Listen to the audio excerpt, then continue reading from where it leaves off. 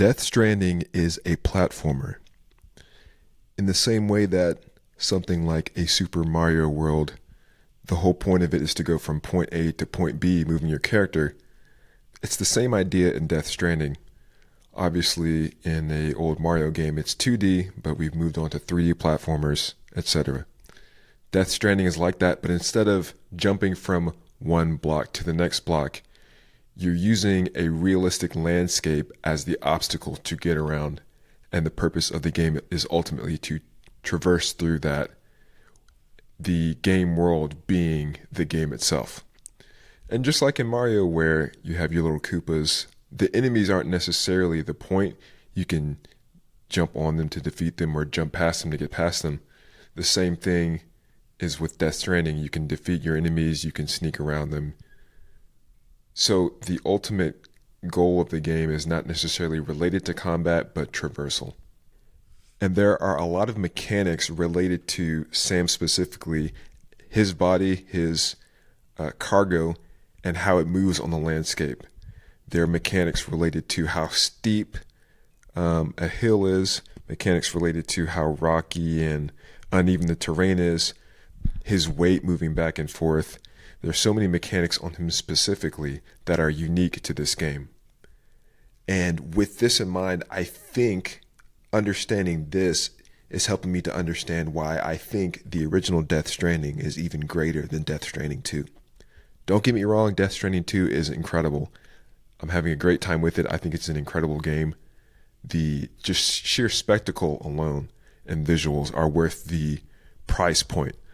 And the just really strange Kojima quirks are at full display.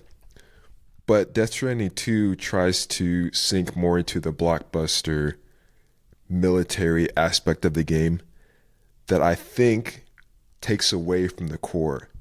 It tries to dip its toes into being sort of like Metal Gear Solid Light while also being a little bit of Death Stranding.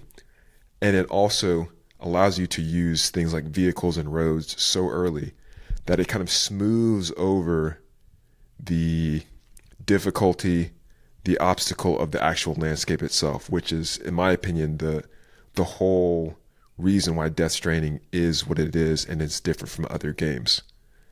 Because in the same way that the rocky terrain is smoothed over in roads, the different tools that you have to use, like things like ladders, things like the spikes with the rope, you essentially don't need to use those to get around in this game.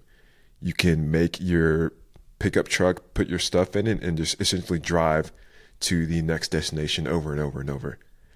And while I do think it has a quicker onboarding to get to the fun part than the original did, I think it loses its identity in trying to gain the sort of mainstream appeal. And I don't blame people for generally liking this one better than the first. I definitely understand why.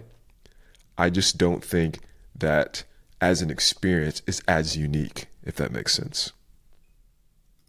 Death Stranding is also sort of a microcosm of the evolution of technology for humanity, especially when it comes to communication and travel, because you're basically like recreating and reconnecting like the internet, obviously like a super crazy version that you can use to like 3D print roads and stuff, but what is essentially the internet and communication, while also in the original Death Stranding, you're going from simply on foot travel to then vehicles to then roads to then in Death Stranding 2, now we have the monorail. So we're kind of seeing how traversal is evolving. And I think maybe the original had a bit of a advantage in that you could literally start from zero and then build everything and everything was new. Whereas once Death Stranding 2 comes around, vehicles, we've already done that in Death Stranding 1. So then if you didn't have vehicles at the very beginning, it would almost feel like taking too much of a step back. So I do think that it was in a bit of a difficult position where Kojima Productions couldn't have just treaded the same exact thing as the first game. One thing that Death Stranding 2 really did help me realize, though, is that although the stealth and combat is not quite on par with something like a Metal Gear Solid, and I don't think it should be because that's not the core point, the actual structure of Death Stranding in general, I think, is a perfection of the open world stealth that they were trying to do in Metal Gear Solid 5.